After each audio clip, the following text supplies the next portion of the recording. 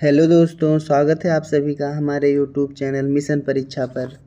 दोस्तों, हम लोगों ने साइंस के कुछ महत्वपूर्ण क्वेश्चनों की एक श्रृंखला चलाई है, जिसमें पार्ट 1 और पार्ट 2 में पहले पार्ट में फिजिक्स और दूसरे पार्ट में केमिस्ट्री तथा ये तीसरा पार्ट है जीव विज्ञान का।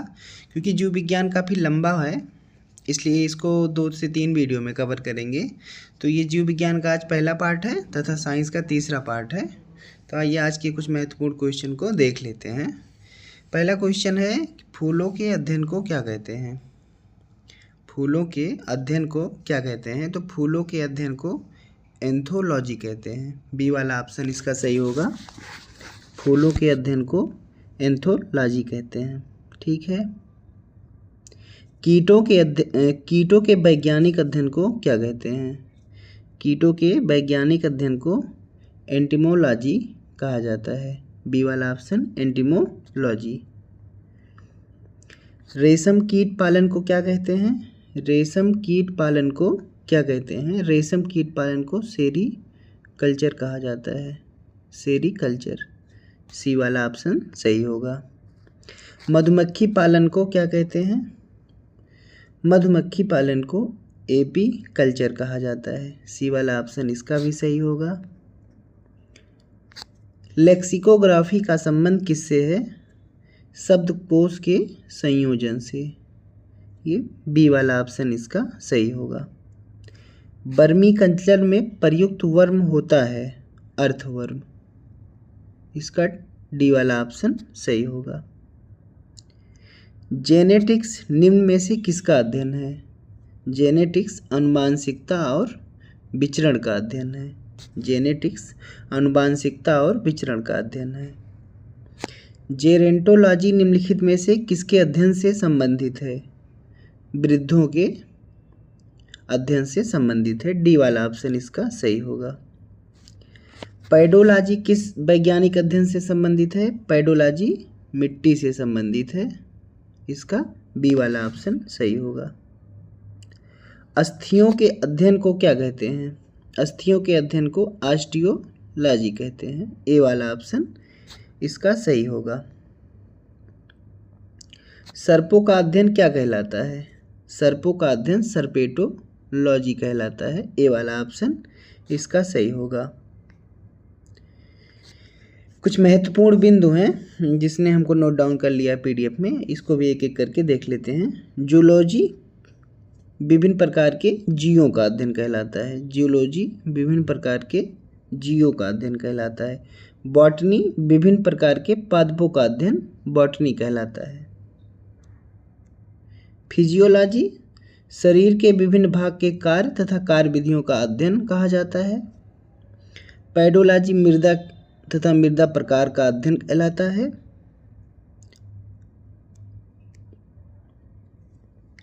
जेरेंटोलॉजी मनुष्य में वृद्धावस्था का अध्ययन करता है। मायोलॉजी मनुष्य की पेशियों का अध्ययन करता है। फ्रेनोलॉजी मस्तिष्क के विभिन्न भागों की क्रियाशीलता का अध्ययन करता है। एंथोलॉजी में फूलों का अध्ययन किया जाता है। हीमेटोलॉजी में रुधिर सीरम का अध्ययन किया जाता है। न्यूरोलॉजी में तंत्रिका तंत्र से संबंधित अध्ययन किया जाता है। ऑस्टियोलॉजी में अस्थियों से संबंधित अध्ययन किया जाता है। ऑस्टियोलॉजी में अस्थियों से संबंधित अध्ययन किया जाता है।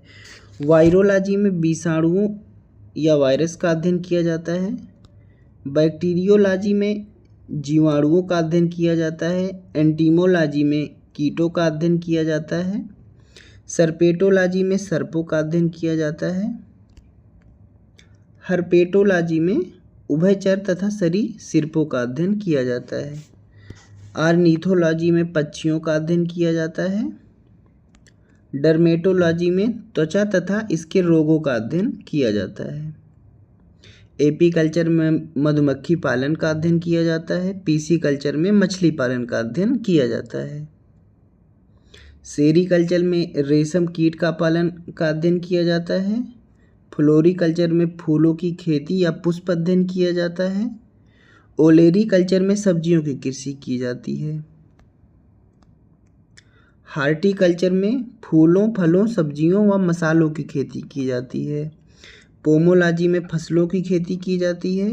वर्मी कल्चर में केचुआ पालन का अध्ययन किया जाता है।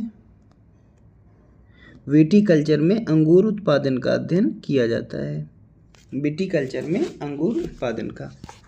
फिर से क्वेश्चन आंसर देख लेते हैं। पृथ्वी पर सबसे पुराना जीव कौन सा है? पृथ्वी पर सबसे पुराना जीव नीलहरित शैवाल सबसे पुराना जीव है। पुस्तक द ओरिजिन ऑफ स्पीसीज किसने लिखी है? इसका डी ऑप्शन सही होगा, डार्विन ने इसको लिखा है। जैव विकास को सर्वप्रथम किसने समझाया? लैमार्क ने जैव विकास को सर्वप्रथम समझाया था। विकास के उत्परिवर्तनवाद सिद्धांत का प्रतिपादन किया था ह्यूगो डी ब्रीज ने। निम्न में से कौन से जीव में रक्त नहीं होता किंतु वे सांस लेते हैं? हाइड्रा। इसका सही ऑप्शन होगा ए वाला ऑप्शन सही होगा। निम्नलिखित में कौन मछली नहीं है? स्टारफिश मछली नहीं है, बाकी साफिश, पाइप फिश, गिटार फिश तीनों मछलियां हैं। निम्न में से कौन सी वास्तविक रूप से मछली है? समुद्री घोड़ा, डी वाला ऑप्शन वास्तविक रूप से मछली है।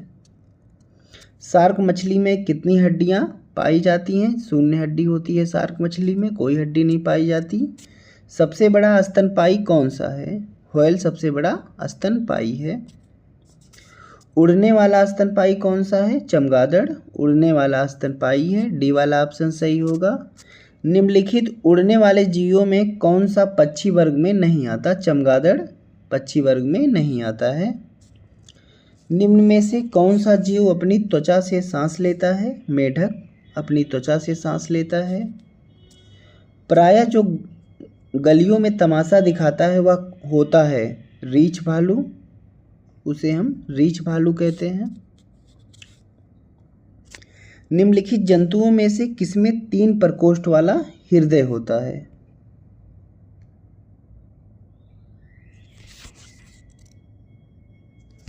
निम्नलिखित जंतुओं में से किसमें 3 प्रकोष्ठ वाला हृदय होता है? मेढक में 3 प्रकोष्ठ वाला हृदय होता है। मेढक में 3 प्रकोष्ठ वाला हृदय होता है। सांप में भी 3, छिपकली में भी 3, मछली में 2, बंदर और मगरमच्छ के हृदय में 4 प्रकोष्ठ वाला हृदय होता है।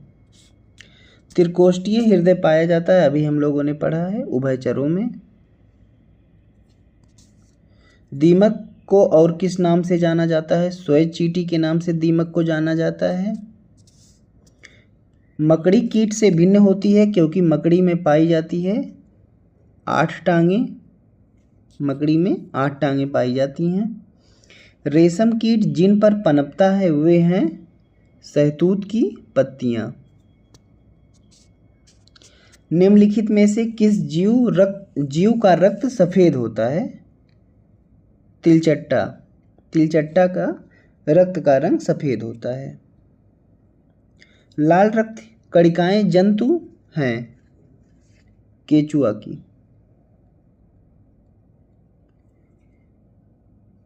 लाल रक्त कणिका विहीन जंतु हैं केचुआ। इसका सही ऑप्शन होगा केचुआ। निम्नलिखित में से कौन से प्राणी अपनी आंत में जल का संग्रह कर लेते हैं?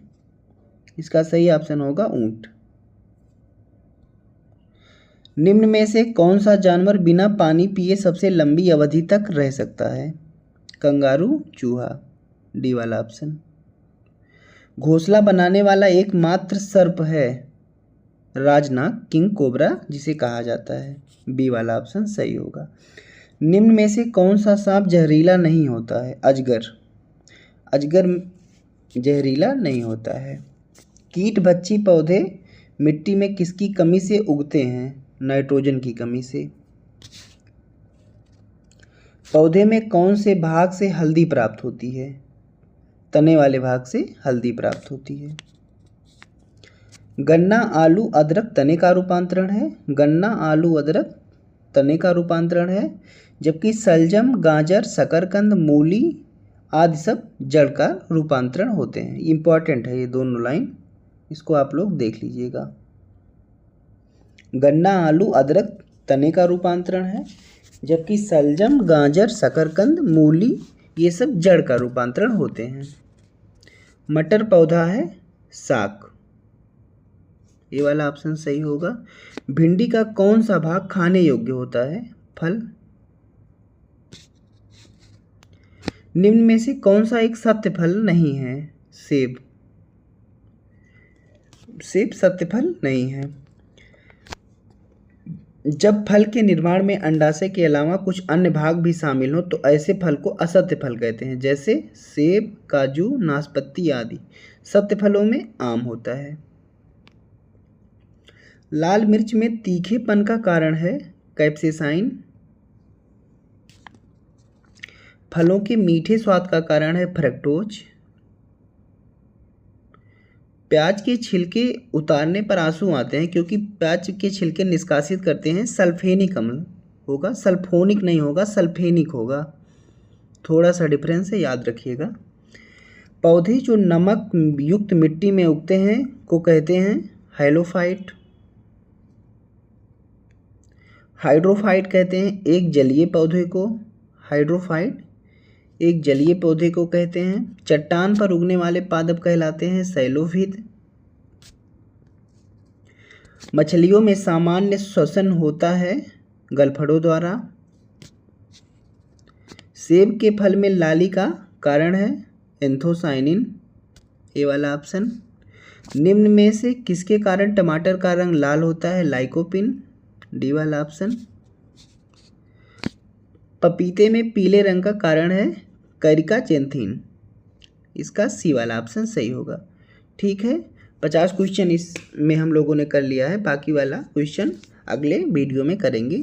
बहुत बहुत धन्यवाद।